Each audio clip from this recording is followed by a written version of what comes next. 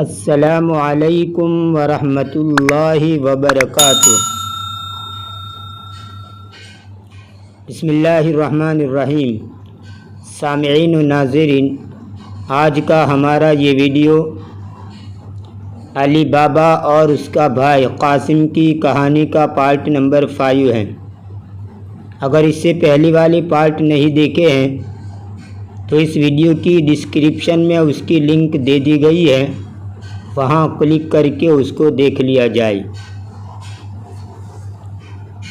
دفن قاسم، قاسم کی تجہیز و تکفین۔ ولما ذهب علی بابا الى بیت اخیہ ورأت زوج اخیہ جثۃ قاسم بکت متألمہ۔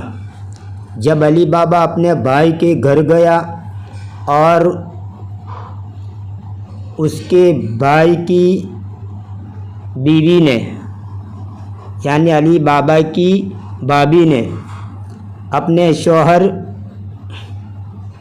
قاسم کی لاش دیکھی تو دکھی ہوئی حالت میں رو پڑی۔ فخفف عنہا علی بابا واساہا مدتاً طویلہ۔ علی بابا اپنی بھابی سے درد ہلکا کرنے لگے اور اس کو بہت دیر تک دلاسا اور تسلی دینے لگے۔ ثم قال لها لا فائدة من البكاء الآن۔ پھر کہاں کہ اب رونے سے کوئی فائدہ نہیں ہے۔ ويجب علينا أن نتعاون على دفن قاسم من غير أن يعرف الناس ما حدث له۔ ہمیں اس کی تجہیز و تکفین شروع کر دینی چاہیے بئی طور کہ کسی کو بھی اس پیش آمدہ واقعے کی اطلاع نہ ہو جائے۔ حتی لا یشیع الخبر فیصل الی اللصوص فیقتلون شر قتلہ۔ ورنہ خبر پھیل کر لوگوں سے تجاوز کر کے چوروں تک پہنچ جائے گی تو وہ لوگ ہم کو بری طرح قتل کر دیں گے۔ فقالت له ولكن كيف ندفنه وجثته مقطعة هكذا۔ پھر بیوی نے علی بابا سے کہا یعنی اس کی بھابی نے کہ اس لاش کے تو ٹکڑے ٹکڑے ہو گئے ہیں، ہم کیسے اس کو دفن کریں۔ وكان في بيت قاسم خادمة أمينة ذكية اسمها مرجانہ وكانت تسمع ما يقولان۔ قاسم کے گھر میں مرجانہ نام کی ایک ہوشیار اور امانت دار خادمہ تھی، وہ ان دونوں کی باتیں سن رہی تھی۔ فقالت لهما انا احذر لكما من يخيط جثته۔ اس نے ان دونوں کو کہا کہ میں تمہارے پاس ایک ٹیلر یعنی درزی کو لے آتی ہوں، وہ اس لاش کو سی دے گا۔ ثم ذهبت مسریۃ الی دکان خیاط ماہر اسمہ بابا مصطفیٰ واعطته دینارین ففرح بہما۔ پھر وہ جلدی بابا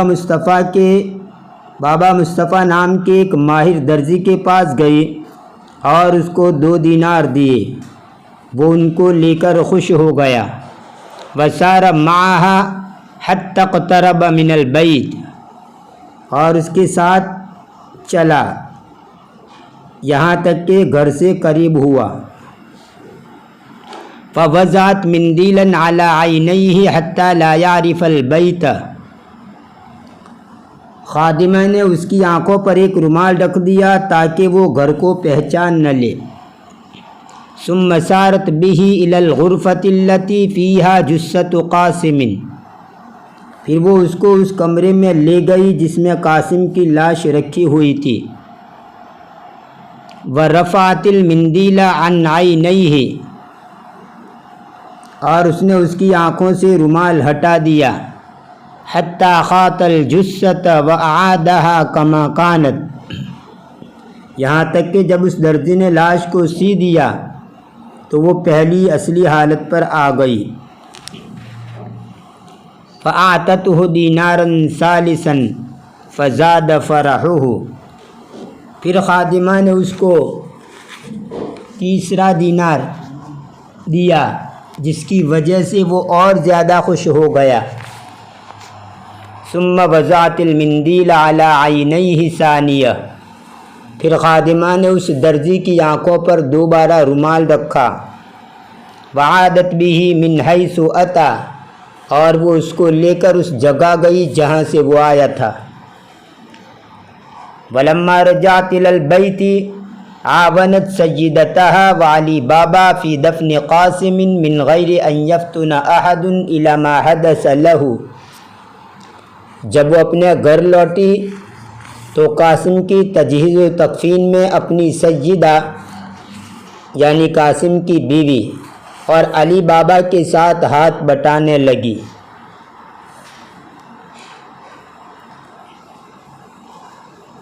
وَسَكَنَ عَلِي بابا بَيْتَ أَخِيهِ مُنذ ذَلِكَ الْيَوْمِ وَتَوَلَّى تِجَارَتَهُ وَأَعْمَالَهُ،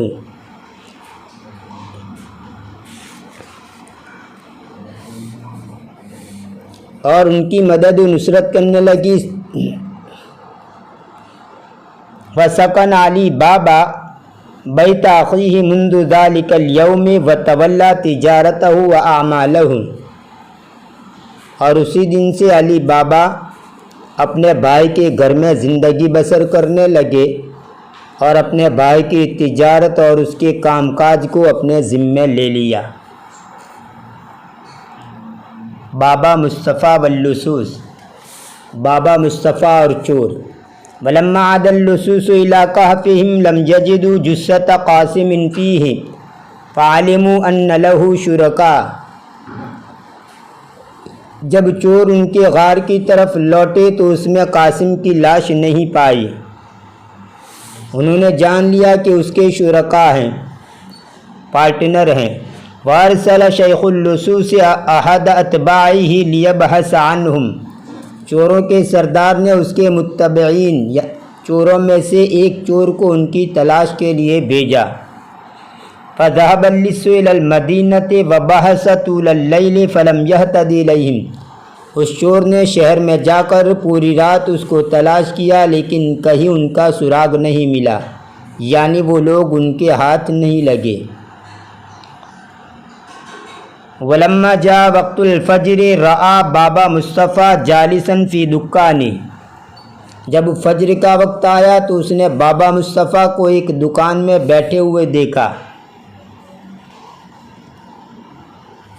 فَسَلَّمَ عَلَيْهِ وَسَأَلَهُ مُتَعَجِّبًا، پھر اس کے پاس جا کر سلام کر کے تعجب بھرے لہجے میں دریافت کیا، كَيْفَ تَسْتَطِيعُ الْعَمَلَ وَالدُّنْيَا لَا تَزَالُ مُظْلِمَةً، کہ پوری دنیا پر اندھیرا چھایا ہوا ہے تو اس اندھیرے میں کیسے کام کرتا ہے۔ فقال له مفتخرا، بابا مصطفیٰ نے فاخرانہ انداز میں کہتے ہوئے جواب دیا، لقد وهبني اللہ بصرا قویا جدا، کہ اللہ تعالیٰ نے مجھے بہت ہی تیز نگاہ دی ہے۔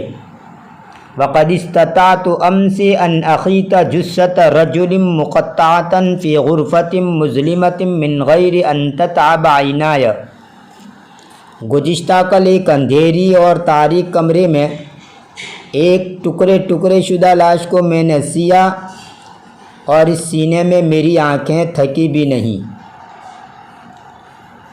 فاحتال علیہ اللص حتی عرف منہ قصتہ مع مرجانہ وَأَعْطَاهُ دِينَارًا لِيُرِيَهُ ذَلِكَ الْبَيْتِ، چور نے اس کے ساتھ ہلا کر کے اس واقعے کو جان لیا جو اس کے اور مرجانہ کے درمیان پیش آیا، اور اس نے ایک دینار بابا مصطفیٰ کو دیا تاکہ وہ اس کو وہ گھر دکھائے۔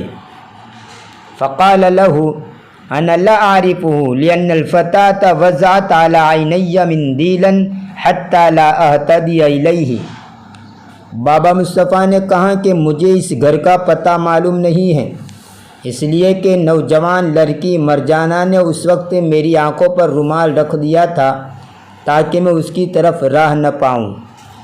فقال له اللص سر معی لعلنا نہتدی الیہ۔ پھر چور نے اس بابا مصطفیٰ کو کہا کہ تم میرے ساتھ چل، ممکن ہے شاید وہ گھر ہمیں مل جائے اور اس تک ہم پہنچ جائے۔ فسار معه قلیلا ثم قال له الہنا لأعرف الطریق، فوضع على عینیہ مندیلا وقال له سر معی۔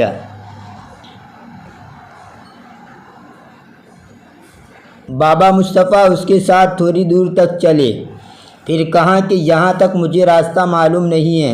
پھر اس نے بابا مصطفیٰ کی آنکھوں پر رومال رکھ کر کہا کہ میرے ساتھ چل، سر معی میرے ساتھ چل، وذکر عدد الخطوات التی مشیتہا مع الفتاة، اور ان قدموں کو شمار کر کہ جو تو نے اس نوجوان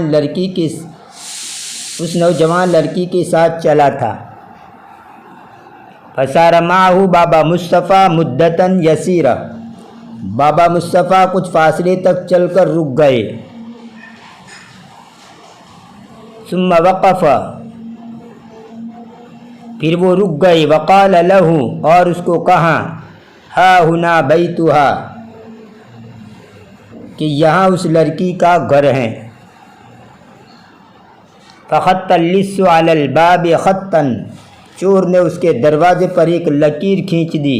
وذهب الی اللصوص، اور چوروں کے پاس جا کر وذهب الی اللصوص واخبرهم بكل ما حدث، اور چوروں کے پاس جا کر اس واقعے کی اطلاع دی۔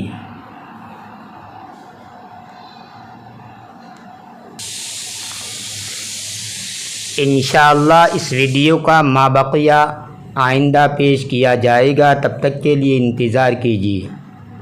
اگر یہ ویڈیو پسند آیا ہو تو لائک کیجیے، شیئر کیجیے، اور اگر ابھی تک چینل کو سبسکرائب نہیں کیا ہے تو برائے کرم سبسکرائب کر لیجیے۔ تو چلیے ملتے ہیں اگلی ویڈیو تک کے لیے، فی امان اللہ، الی اللقاء۔